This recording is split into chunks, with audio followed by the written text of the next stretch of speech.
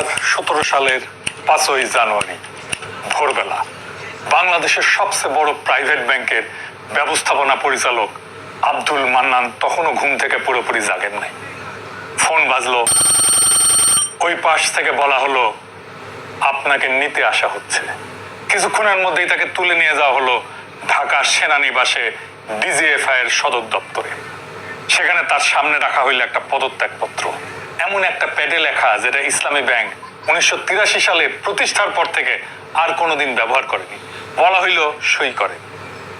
একই সকালে ব্যাংকের চেয়ারম্যান আর ভাইস চেয়ারম্যানকেও একইভাবে তুলে আনা হয়েছে বিকালের মধ্যে ঢাকার রেডিসন ব্লু হোটেলে।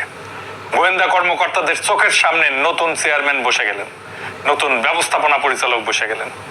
বাংলাদেশ ব্যাংক সেই রাতেই অনুমোদন দিয়ে দিল এই চেয়ারম্যানের, এই ব্যবস্থাপনা পরিচালকের।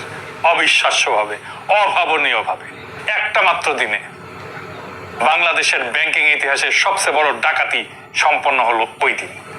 লন্ডনের দ্য ইকোনমিস্ট ম্যাগাজিন লিখছিল, ইংরেজিতে লিখছিল, it was an odd job for a spy agency. একটা গোয়েন্দা সংস্থার জন্য এটা বড়ই অদ্ভুত কাজ ছিল। কিন্তু প্রশ্ন হলো কেন বাংলাদেশের সেরা ব্যাংকটাকে এইভাবে জবরদখল করার দরকার পড়লো কেন?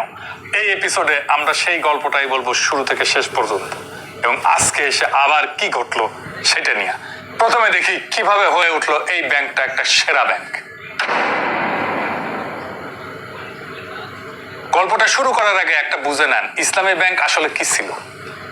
1983 সাল বাংলাদেশে প্রথমবারের মতো শরিয়া ভিত্তিক ব্যাংকিং চালু হলো। প্রতিষ্ঠাতা শেয়ার হোল্ডার কারা?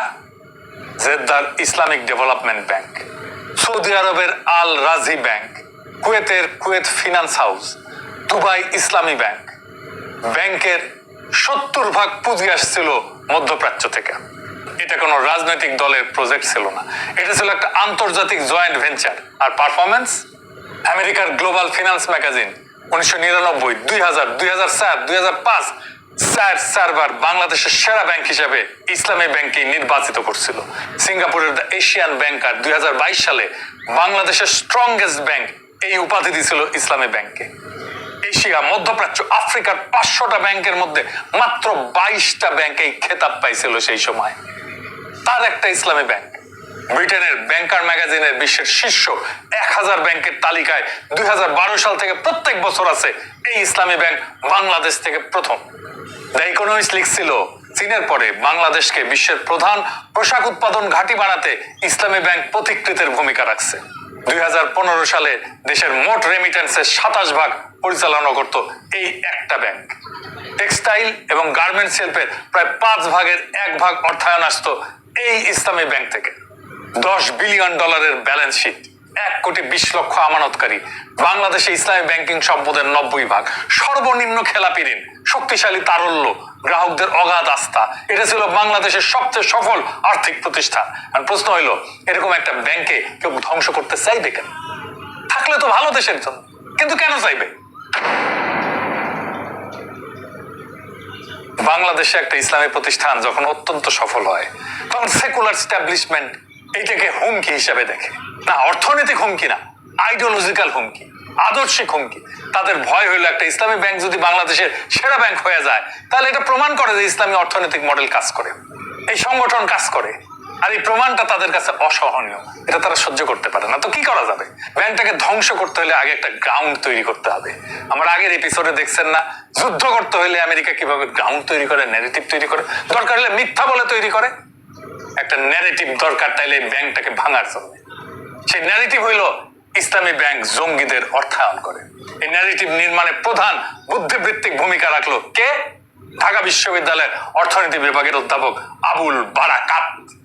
তার গবেষণার নাম the economics of fundamentalism and the growth of political Islam in Bangladesh. এই গবেষণায় তিনি দাবি করলেন জামাতে ইসলামী 1975 থেকে 2012 সালের মধ্যে $11 বিলিয়ন মুনাফা করছে। ইসলামী ব্যাংক তাদের প্রধান আর্থিক হাতিয়ার। ইসলামী রাজনৈতিক দলগুলার 13টা সেক্টরে বিনিয়োগ করে প্রত্যেক বছর $30 কোটি থেকে $60 কোটি রাজনৈতিক কাজে খরচ করে। এই গবেষণাটা কত দূর গেল জানেন? যুক্তরাষ্ট্রের ওয়েস্ট পয়েন্ট মিলিটারি একাডেমির কমব্যাটিং টেরোরিজম সেন্টার পর্যন্ত। তাদের রিপোর্টে ডক্টর বারাকাতকে সরাসরি উৎস হিসেবে সাইট করা হলো বাংলাদেশে জঙ্গি অর্থায়ন নিয়ে। জিওপলিটিক্যাল মনিটরে এই প্রবন্ধ বানাইলো তার তথ্যের ভিত্তিতে। ভারতীয় মিডিয়া এটাকে দুই হাতে লুফে নিল। ফ্রন্টিয়ার উইকলি লিখলো ইসলামী জঙ্গি সংগঠনের সম্পদ $100 বিলিয়ন কাছে পৌঁছে যাচ্ছে। এবার একটু লক্ষ্য করেন কি হইতেছে। একজন অর্থনীতিবিদের গবেষণা, যেটা মূলত একটা রাজনৈতিক দলের অর্থনৈতিক কার্যক্রম নিয়ে, সেটাকে এমন ভাবে প্রেজেন্ট করা হইতেছে যেন ইসলামী ব্যাংক মানে জঙ্গি অর্থায়ন। একটা 70% বিদেশি মালিকানাধীন আন্তর্জাতিক জয়েন্ট ভেঞ্চারকে একটা রাজনৈতিক দলের ব্যাংক বানায় ফেলা হচ্ছে। আজকাও এই একই কাজ করা হইতেছে, আবার সেটা পুরা ইন্ডিয়া আর পশ্চিম আনক্রিটিক্যালি গ্রহণ করতেছে। তারপর আসলো আসল বোমা। কি সেটা? 2012 সালের জুলাই মার্কিন সিনেটের একটা সাব কমিটি এইচএসবিসির একটা আভ্যন্তরীণ ব্যর্থতা নিয়ে একটা রিপোর্ট প্রকাশ করলো। মূল বিষয় ছিল এইচএসবিসি কিভাবে মানি লন্ডারিং ঠেকাইতে ব্যর্থ হয়েছে। কিন্তু সেই রিপোর্টে একটা লাইন ছিল, এইচএসবিসির নিজস্ব ফাইন্যান্সিয়াল ইন্টেলিজেন্স ইউনিট জানাইছিল নিষিদ্ধ জেএমবি প্রধান শাহ আব্দুর রহমানের ইসলামী ব্যাংকে একটা হিসাব ছিল। হায় রে হায়, এটা ব্যাস এটুকুই যথেষ্ট ছিল। এই একটা লাইনকে অস্ত্র হিসেবে ব্যবহার করা হইলো পুরা ইসলামী ব্যাংকে জঙ্গি অর্থায়নকারী হিসেবে ব্র্যান্ড করতে। কেউ জিজ্ঞেস করলো না বাংলাদেশের কোন ব্যাংকে অপরাধীদের কি অ্যাকাউন্ট নাই? আছে তো, প্রত্যেকটা অপরাধীর কোনো না কোনো ব্যাংকে অ্যাকাউন্ট আছে। সোনালী ব্যাংকে কি নাই? জনতা ব্যাংকে কি নাই? একটা ব্যাংকে একজন অপরাধীর অ্যাকাউন্ট থাকা মানে কি পুরা ব্যাংকটা জঙ্গি অর্থায়নকারী? কিন্তু ন্যারেটিভ একবার তৈরি হয়ে গেলে লজিক আর কাজ করে না। আর একটা মজার তথ্য দিই, আমেরিকার নেভাল পোস্ট গ্রাজুয়েট স্কুলের একটা গবেষণা থিসিসে রোনাল্ড টেরেল এর Islamic banking, financing terrorism or meeting economic demand, এই গবেষণার গবেষক এই সিদ্ধান্তে আসছেন যে ইসলামী ব্যাংকিং এর সাথে সন্ত্রাসবাদের সংযোগ মূলত অ্যানেকডোটাল, মানে বিচ্ছিন্ন ঘটনা ভিত্তিক, কাঠামোগত না। এর প্রসার হয়েছে তেলের যে রাজস্ব, আমাদের ওভারসিজ মার্কেট, রেমিটেন্স আর মানুষের ধর্মের প্রতি অনুরাগের কারণে। আমেরিকা বরং সংযম এবং অন্তর্ভুক্তির হাতিয়ার হিসেবে ব্যবহার করা যায়। কিন্তু এই গবেষণার কথা আপনি কোথাও শুনবেন না, কারণ এটা ন্যারেটিভে ফিট করে না। 2013 সালে ন্যারেটিভটা রাজনৈতিক ময়দানে নামলো। তৎকালীন স্বরাষ্ট্র প্রতিমন্ত্রী শামসুল হক টুকু অর্থ মন্ত্রণালয়ের একটা মিটিং এর পর ক্যামেরার সামনে এসে সরাসরি বললেন ইসলামী ব্যাংকের 8 ভাগ অর্থায়ন সন্ত্রাসবাদের সাথে জড়িত। কি সর্বনাশের কথা! এটা এত বড় শক ছিল যে ওই সময় বাংলাদেশ ব্যাংকের গভর্নর আতিউর রহমান রাখাল রাজা জরুরি মিটিং ডেকে বিদেশি ব্যাংকগুলোকে বললেন ইসলামী ব্যাংকের সাথে ব্যবসা চালায় যান, প্রতিমন্ত্রীর কথা উপেক্ষা করেন। মানে গভর্নর নিজেই জানতেন এটা ন্যারেটিভ, বাস্তবতা না। ইসলামী ব্যাংকের সাবেক এমডি আব্দুল মান্নান পরে বলছেন যে তারা সবাই ইসলামী ব্যাংকে জামাতের ব্যাংক বলে ব্র্যান্ড করলো, আর টেক ওভারের কথা চারিদিকে ছড়ায় পড়ল। সেকুলারদের দানবায়ন ব্র্যান্ডিং সফল।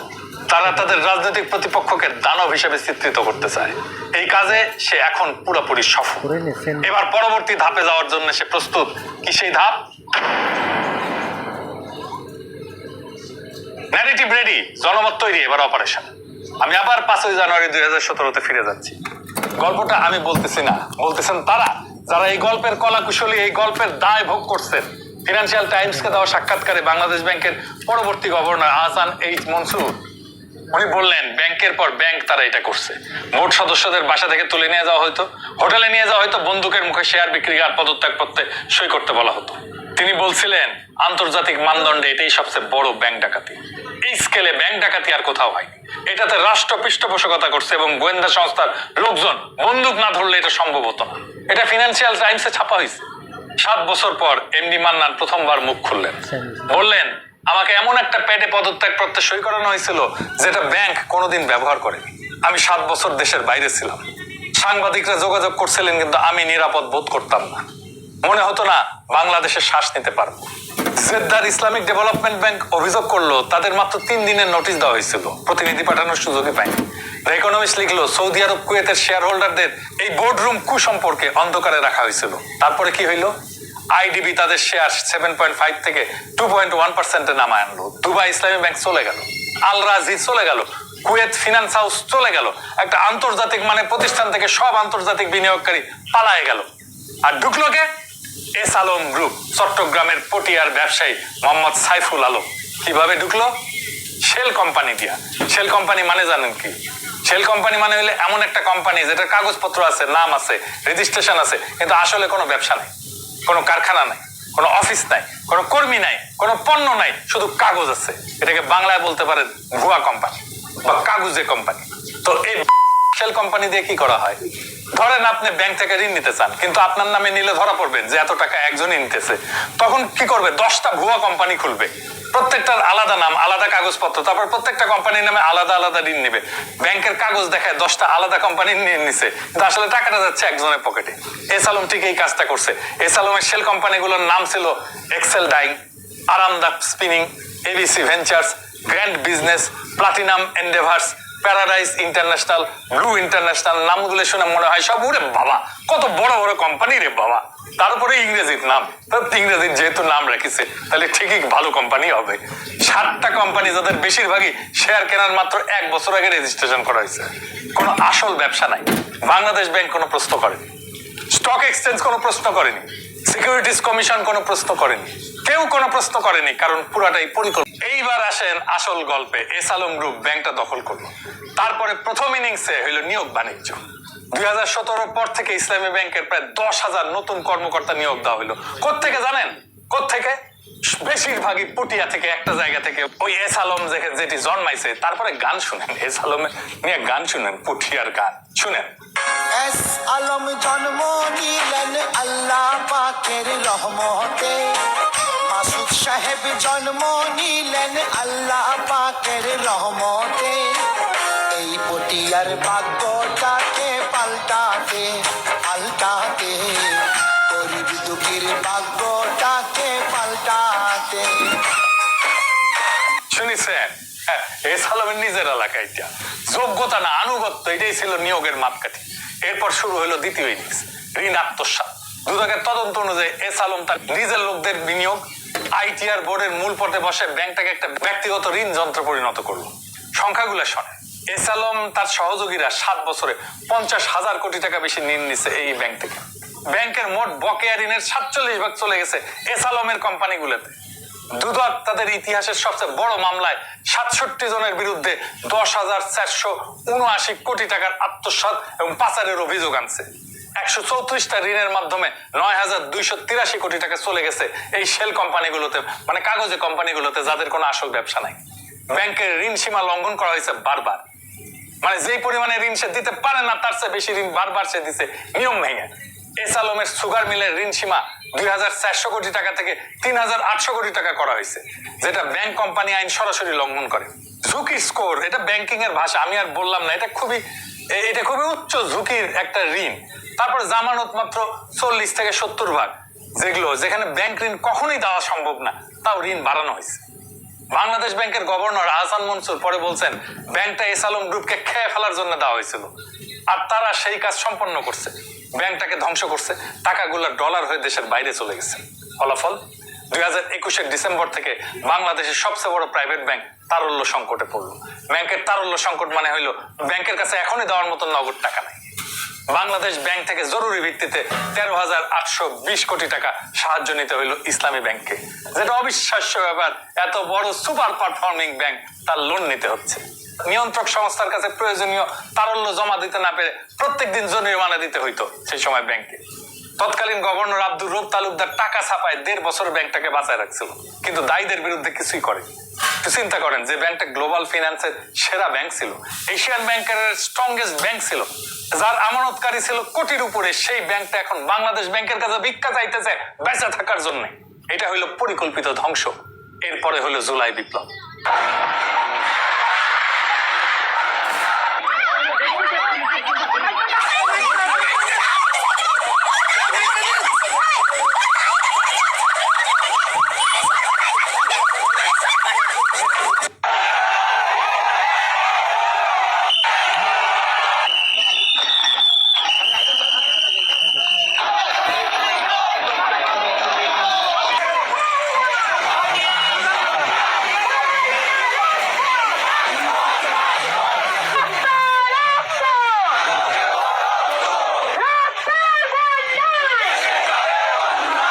2024-এর 5ই আগস্ট হাসিনা পলাইলো। নতুন সরকার এসে প্রথম যেটা করলো, এস আলমের লোকজনকে ব্যাংক থেকে বাইর করে দিল।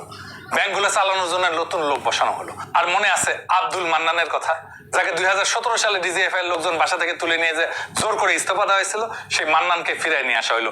ফার্স্ট সিকিউরিটি ইসলামী ব্যাংকের চেয়ারম্যান হইলেন। আর ব্যাংকের কি হইলো? ঘুরে দাঁড়াইতে শুরু করলো। 5ই আগস্টের পর মানুষ ব্যাংক থেকে টাকা তুলছিল গড়ে প্রতিদিন 200 কোটি টাকা বেশি, যা জমা পড়ছিল তার চেয়ে। মানে ব্যাংক থেকে টাকা বাড়িয়ে যাচ্ছিল ঝরঝর করে। কয়েক মাসের মধ্যে সেই ব্যবধান নেমে আসলো 6 কোটিতে। মানে মানুষ আবার ব্যাংকে টাকা রাখতে শুরু করলো, আস্থা ফিরে আসলো। তারপর সরকার আরো বড় পদক্ষেপ নিল। এস আলমের হাতে যে 5টা ব্যাংক ছিল, ফার্স্ট সিকিউরিটি, সোশ্যাল ইসলামী, ইউনিয়ন, গ্লোবাল ইসলামী আর এক্সিম, এই 5টাকে জুড়ে দিয়ে একটা বানানো হলো, নাম দেওয়া হলো সম্মিলিত ইসলামী ব্যাংক। সরকার নিজের পকেট থেকে 35,000 কোটি টাকা ঢাললো যাতে ব্যাংকটা দাঁড়াইতে পারে। আর যারা আগে মালিক ছিল, এস আলম, তার পরিবার, তাদের শেয়ারের দাম করা হলো 0, মানে তাদের কিছুই রইলো না সম্পদ হিসাবে। আসলেই তো তাই, নিজের টাকা তো নিচে, গ্রাহকের টাকা, আমানতকারীদের টাকাও নিয়ে চলে গেছে। তার তো শূন্য হওয়ার কথা, তার তো আরো টাকা দেওয়ার কথাই ব্যাংকে। সহজ ভাষায় লুটেরাদের বের করে দেওয়া হলো, দোকান সরকার নিজে চালানো শুরু করলো, আর লুটের টাকা উদ্ধারের চেষ্টা শুরু হইলো। মনে হচ্ছিল শেষ পর্যন্ত ন্যায় বিচার হবে, কিন্তু যায় দিন ভালো আসে দিন খারাপ। তারপরে বিএনপি ক্ষমতাতে আসলো। বিএনপি ক্ষমতায় আসার পরে যেটা হওয়ার কথা ছিল না সেটাই হইলো। সংসদে পাশ হইলো ব্যাংক রেজুলেশন অ্যাক্ট 2026। এই আইনে একটা নতুন ধারা যোগ করা হলো, ধারা 18A। এই ধারা কি বলে? বলে একীভূত ব্যাংকের পুরনো মালিক বা পরিচালকরা সরকার বা বাংলাদেশ ব্যাংকের বিনিয়োগকৃত অর্থের মাত্র 7.5 ভাগ অগ্রিম দিয়ে ব্যাংকের দখল ফিরে নিতে পারবেন। বাকি 92.5 ভাগ 2 বছরে 10% সুদে শোধ করলেই হবে। এটা বোঝেন ব্যাপারটা। সরকার 35,000 কোটি টাকা ঢালছে এই ব্যাংকগুলোকে বাঁচাইতে, জনগণের টাকা। পুরনো মালিকদের শেয়ার শূন্য নামাইছে, কারণ তারা প্রমাণিতভাবে ব্যর্থ, প্রমাণিতভাবে লুটেরা। দুদক মামলা করছে, ফরেন্সিক অডিট হয়েছে, আন্তর্জাতিক মিডিয়ায় এটা সবচেয়ে বড় ব্যাংক ডাকাতি বলা হয়েছে। এখন সেই টাকার 7.5%, মানে 2,500 কোটি টাকার মতো দিয়া পুরনো মালিকেরা সবকিছু ফেরত নিতে পারবে। যারা ব্যাংক লুট করছে তারাই আবার সেই ব্যাংকের মালিক হবে। বাংলাদেশ ব্যাংকের বিগত গভর্নর আহসান হাবীব মনসুর, যাকে মপ করে সরায় দেওয়া হয়েছে, তার শেষ সংবাদ সম্মেলনে কি বলছিল দেখেন। এই কুচক্রী মহল এরা চাচ্ছে এটা ব্যর্থ, এরা চাচ্ছে এটা ব্যর্থ হয়ে গেলে আবার পূর্বের মালিকদের কাছে এই ব্যাংকগুলোকে ফেরত দিতে পারবে, এবং তারা লুট করবে এবং সরকারের টাকাটাও তারা সুন্দরভাবে তারা পকেটে পেয়ে যাবে। অর্থাৎ একটা ব্যাংকে একটু ভালো অবস্থায় নিয়ে আসা হয়েছে, সরকার থেকে তো 32,000 কোটি টাকা দেওয়া হয়েছে, এই টাকাটাও তারা বেনিফিটটা পাবে এখন যদি ব্যাংকটা তারা পায়। এটা তো আমাদের কাম্য নয়, এটা তো জনগণের টাকা। দেখেছেন, তিনি কিন্তু বলছিলেন এই 5 ব্যাংক পুরনো দুর্বৃত্ত মালিকদের ফিরিয়ে দেওয়ার পায়চারা চলতেছে। শুধু তাই না, মাত্র কয়েকদিন আগে 12 এপ্রিল 2026 ইসলামী ব্যাংকের এমডি ওমর ফারুক খানকে বাধ্যতামূলক অবসরে পাঠানো হয়েছে। এই ওমর ফারুককে জানেন, 1986 সাল থেকে ইসলামী ব্যাংকে ছিলেন। আওয়ামী আমলে তাকেও জোরপূর্বক পদত্যাগ করানো হয়েছিল। বিপ্লবের পর ফিরে আসছিলেন, ব্যাংক ঘুরে দাঁড়ানোর কাজ করতেছিলেন, আর এখন বাংলাদেশ ব্যাংকের নির্দেশে তাকে সরানো হইল। কারা সরাতে চাইছিল জানেন? রিপোর্ট কইতেছে এস আলম সংশ্লিষ্ট একটা গ্রুপ দীর্ঘদিন থেকে তারা সরানোর চেষ্টা করতেছে। মানে এস আলমের লোকজন এখনো ব্যাংকের ভেতরে প্রভাব খাটাইতেছে, আর নতুন সরকার সেটা হইতে দিতেছে। মানে শুধু আইন বদলাইছে বিএনপি তাই না, যারা ব্যাংকে বাঁচানোর চেষ্টা করতেছিল তাদেরকেও একে একে সরানো হইতেছে। বাকি স্ক্রিপ্ট যেমন আছে তেমনই থাকবে। বাংলাদেশ ব্যাংকের কর্মকর্তারা উদ্বেগ প্রকাশ করলো যে পুরনো মালিকরা ফিরলে আমানতকারীদের কি হবে। উল্টা বোঝানো হয়েছে আমানতকারীদের টাকা ফেরত দেওয়ার জন্য ব্যাংকগুলো ফেরত দেওয়া হইতেছে। আপনি যদি কাণ্ডজ্ঞান খাটান তাহলে দেখবেন এই ব্যাংকে তো টাকা নাই, তারা টাকা তো সব সরাই ফেলছে, সেই জন্যই তো এরা টাকা দিতে পারতেছিল না। তারা কি আকাশ থেকে টাকা পয়দা করবে, আমানতকারীদের টাকা ফেরত দেবে? তারপরে এখানে তিনটা মৌলিক সমস্যা আছে, বুঝে দেখেন। যারা টাকা রাখছেন তারাও বুঝে দেখেন। প্রথমত, অভিভাবকত্বের বিশ্বাসঘাতকতা। একটা বেসরকারি ব্যাংক যখন আমানতকারীদের টাকা ফেরত দিতে পারে না, তখন সরকার চুপ করে বসে থাকতে পারে না। কারণ ব্যাংকে টাকা রাখা মানুষগুলা সাধারণ নাগরিক, চাকরিজীবী, ব্যবসায়ী, অবসরপ্রাপ্ত কর্মচারী, বৃদ্ধ, যাদের সারা জীবনের সঞ্চয় সেখানে। সরকার তখন বোর্ড ভেঙে দেয়, প্রশাসক বসায়, নিজে টাকা ঢালে। এই মুহূর্তে সরকার শুধু নিয়ন্ত্রক থাকে না, সে হয়ে যায় অভিভাবক ওই ব্যাংকের। আমানতকারীদের কাছে একটা অলিখিত প্রতিশ্রুতি দেয়, আমি তোমাদের টাকার দায়িত্ব নিচ্ছি। কারণ সেই দায়িত্ব থেকে সরে গিয়ে ব্যাংক ফিরে দেওয়া মানে সে প্রতিশ্রুতি ভাঙা। আমানতকারী জিজ্ঞেস করবে, আপনি তো বললেন আমার টাকা নিরাপদ, তাহলে যে লুট করছে তার হাতে আবার ব্যাংকটা দিয়ে দিতেছেন কেন? 2 নাম্বার, প্রমাণিত ব্যর্থতার পুনর্বাসন। এটা শুধু রাজনৈতিক সিদ্ধান্ত না, এটা লজিকের বিরুদ্ধে যায়। একজন ড্রাইভার যদি মাতাল অবস্থায় গাড়ি চালায় দুর্ঘটনা ঘটায়, তাকে হাসপাতালে চিকিৎসা দেওয়া হবে, কিন্তু তার লাইসেন্স ফেরত দেওয়া হবে না। তো তার তো লাইসেন্স কেড়ে নেওয়া হবে। এখানে যেটা হইতেছে সেটা হইতেছে দুর্ঘটনা ঘটানোর ড্রাইভারকে আবার স্টিয়ারিং ধরে দেওয়া হইতেছে, সাথে যাত্রীদেরকেও বসায় দেওয়া হইতেছে ওই গাড়িতে যেই গাড়িতে অ্যাক্সিডেন্ট করছে তাদেরকে নিয়ে। 3 নাম্বার, নৈতিক ঝুঁকি। অর্থনীতিতে একে বলে মরাল হ্যাজার্ড। আপনি যদি দেখেন যে ব্যাংক লুট করলেও শেষ পর্যন্ত ফেরত পাওয়া যায়, তাহলে আপনি ভবিষ্যতে প্রত্যেকটা ব্যাংক মালিককে একটা বার্তা দিচ্ছেন, লুট করো, সরকার বাঁচাবে, তারপর আইন বদলে ফেলতে পারবে। এটা শুধু একটা ব্যাংকের সমস্যা না, এটা পুরো ব্যাংকিং ব্যবস্থা ভিত্তি নষ্ট করে দেয়। সোজা কথায় সরকার বিপদে অভিভাবক সাজছিল। এখন ওই সরকার বদল হয়ে যাওয়ার পরে নতুন সরকার এসে লুটেরাদের চাবি ফেরত দিচ্ছে, ওই অভিভাবকত্ব থেকে নিজেকে সরাই নিয়ে দায়টা জনগণের কাঁধে আবার দিয়ে দিতেছে, সুবিধাটা লুটেরাদের হাতে তুলে দিতেছে। কিন্তু প্রশ্নগুলো করতেই দেওয়া হইতেছে না, কারণ এখানে আরেকটা গল্প আছে, আরেকটু গভীরে। কি সেই গল্প? আমি এবার আপনাদেরকে সেই গল্পটা শোনাই, সেই মিসিং ডটটা জোড়া লাগাই দিই, যেটা পুরো ছবিটা পরিষ্কার করে দেবে। সৈয়দ হাবিব হাসনাত নামটা মনে রাখেন। এই ভদ্রলোক প্রথমে ছিলেন এস আলমের ফার্স্ট সিকিউরিটি ইসলামী ব্যাংকের অতিরিক্ত ব্যবস্থাপনা পরিচালক। এরপরে 2018 সালের আগস্টে তিনি হইলেন এনআরবি গ্লোবাল ব্যাংকের ব্যবস্থাপনা পরিচালক, যেটা পরে গ্লোবাল ইসলামী ব্যাংক নাম নেয়। 2024 সালের গণঅভ্যুত্থানের পর বাংলাদেশ ব্যাংকে প্রশাসক বসানোর আগ পর্যন্ত প্রায় 7 বছর তিনি ওইখানেই ছিলেন। অর্থাৎ এস আলমের দুইটা ব্যাংকের ব্যাংক লুটে তিনি ছিলেন মূল নির্বাহী হাতিয়ার। ফার্স্ট সিকিউরিটিতে নাম্বার 2, গ্লোবাল ইসলামীতে নাম্বার 1। এই হাবিব হাসনাত কে? এই হাবিব হাসনাত হচ্ছে বর্তমানে স্বরাষ্ট্রমন্ত্রী শিলং সালাউদ্দিন আহমেদের আপন ভাইরা। এইখানে দেখেন সালাউদ্দিন সাহেবের ওয়েব বলতেছে ক্লোজ রিলেটিভ। এবার আর একটা তথ্য দিই, 2015 সালের 10ই মার্চ সালাউদ্দিন সাহেবকে যখন উত্তরা থেকে আইন শৃঙ্খলা বাহিনী পরিচয় তুলে নেওয়া দেওয়া হয়, এরপর তিনি দীর্ঘদিন নিখোঁজ ছিলেন, শিলংয়ে ছিলেন, ওগুলো মেলা গল্প, এগুলো আর যাই না। কিন্তু সেদিন যার বাসা থেকে তুলে নিয়ে যাওয়া হয়েছিল সে বাসাটা কার ছিল? এই হাবিব হাসনাতের বাসা, এস আলমের ব্যাংকারের বাসা। এখন ভাবেন এই সম্পর্কটা কি শুধু পারিবারিক? গণঅভ্যুত্থানের পর যখন ফিরে আসছে তখন এস আলমের গাড়ি করে সে সম্বর্ধনা নিছে সালাউদ্দিন। পরাবার বলে আমি জানি না মানে তুই তো নিজেই বসে আছিস ওর মধ্যে। আর গণঅভ্যুত্থানের পরে হাবিব হাসনাত রাতারাতি বিএনপি নেতা হয়ে গেলেন। শুধু নেতা না, ত্রয়োদশ জাতীয় সংসদ নির্বাচনে চট্টগ্রাম 12 মানে পটিয়া আসন থেকে বিএনপির প্রার্থী হওয়ার জন্য তদবির করলো। সেই পটিয়া যেখান থেকে এস আলমের ইসলামী ব্যাংক হাজার হাজার অদক্ষ কর্মী ঢুকাইছিল। পুরো এক সার্কেলটা দেখেন। হাসিনার আমলে এস আলম ব্যাংক লুট করছে, তার প্রধান সহযোগী ছিল হাবিব হাসনাত। হাবিব হাসনাত স্বরাষ্ট্রমন্ত্রী শিলং সালাউদ্দিনের ভাইরা বিএনপি ক্ষমতায় এসে সেই লুটেরাদের ফিরে আসার জন্য আইন বানাইতেছে। সালাউদ্দিনের ছেলে সৈয়দ ইব্রাহিম আহমেদ ও আগে থেকে এস আলমের অফিসে বসে। হাসিনা পালানোর পর দেশে থাকা এস আলমের সম্পত্তির অলিখিত নিয়ন্ত্রণ সালাউদ্দিন পরিবারের কাছে। এস আলম আর স্বরাষ্ট্রমন্ত্রী সালাউদ্দিন দুইটা আলাদা নাম, কিন্তু একই স্বার্থ। পেছনে তাকান, পুরো গল্পটা একই পাঠান। প্রথম ধাপ, ন্যারেটিভ বানাও, বুদ্ধিজীবী দিয়ে, মিডিয়া দিয়ে, আন্তর্জাতিক রিপোর্ট দিয়ে ব্যাংকটাকে জঙ্গি অর্থায়নকারী বানায় দাও, যাতে এর বিরুদ্ধে যে কোনো পদক্ষেপ নেওয়া যায়, কেউ প্রশ্ন করবে না। দ্বিতীয় ধাপ, গোয়েন্দা সংস্থা দিয়ে বন্দুকের মুখে ব্যাংকের মালিকানা পাল্টে দাও, যারা আসল মালিক তাদের তারায় দাও, যে লুটেরাকে তুমি পছন্দ করো তার হাতে তুলে দাও।